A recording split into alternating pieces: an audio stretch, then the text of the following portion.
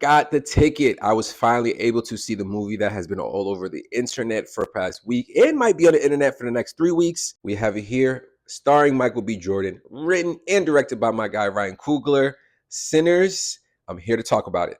And before I get started with this review, please don't forget to like, comment, follow this TikTok page. You know I'm about to mention that darn thing in the link within this bio. Now, just to give my first thoughts reactions before I get any spoilers, I love this film.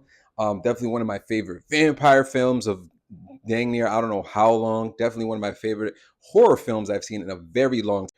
I also feel like there's like a different genre of a name for this type of film because I wasn't just scared. I laughed. I was scared. I got sad. I smiled. I was happy. It's more than just horror, in my opinion. And I don't know what genre you would call it. Let me know your thoughts in the comments. Spoilers, please pause and then go watch it and come back. But for those that have seen it, this is basically, if we call it, what I love about this story. Yes, it's a horror film, but it's also just about two brothers that are starting a business from the ground up. Played by Michael B. Jordan himself, which I have to salute to this man. He's probably my favorite thing out of this film. Like, we really get to see Michael B. Jordan show his chops in this film, and I can salute him because I do feel proud of this film. There's been times where people challenge his acting skills, and to play a twin is something that I've always thought is interesting with acting. I think you get to play a clone, a twin, a double version yourself. You're about to show me something because you got to defer the two. And in this film, you see these two brothers, I think Stack and I forgot the other gentleman's name.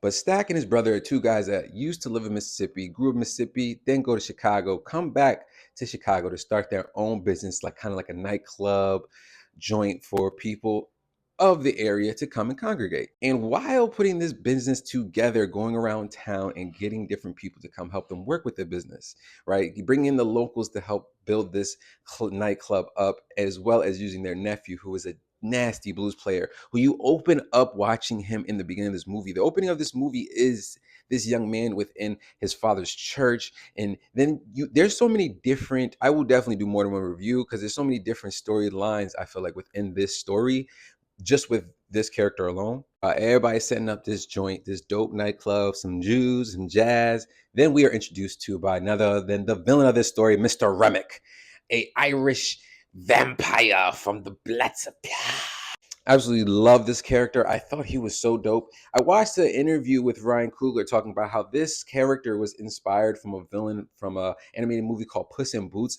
Until now, I have to watch it because the way he is just evil, but not purposely evil. And it wasn't just trying to be scary. To me, it was more psychologically scary at times, as well as like gruesome at times. His whole motive in this film is just deriving power, taking, kind of like in the sense of like a culture vulture or someone else that you would think of, but someone that is just trying to take and take and take, because from what I think is so interesting is they use music as a way to call in the villain in this story. Blues is what attracts the vampire to this bar, and that in itself is just a whole nother ramp for I've already seen reviewers do like 5 different videos, and I can see why, because there's so many things in this video that I would love to get discussion more. Let me know your thoughts in the comments if you've seen this film. What was your favorite scene? What was your favorite moment?